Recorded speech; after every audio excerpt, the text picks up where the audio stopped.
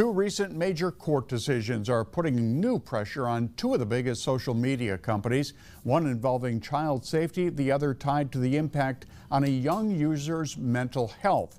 But are those cases enough to force real change? Jamie Tucker takes a closer look in today's What the Tech. Meta is being ordered to pay nearly $380 million in two separate cases. In the first one, jurors found that Facebook wasn't doing enough to protect children from strangers.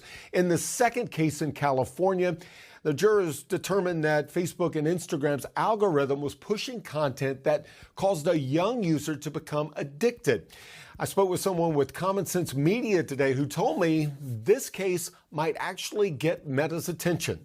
I think that this verdict is going to show these companies that they can't rely on their PR people anymore to spin when we hear this horrible news of these horrible things happening to kids, that they actually have to make some real change. Meta and other social media companies have faced criticism for years over how they protect young users, especially when it comes to contact from strangers. You would never allow your kid to interact in a room that's private in real life with a stranger, but that's what's happening every single day online with these kids.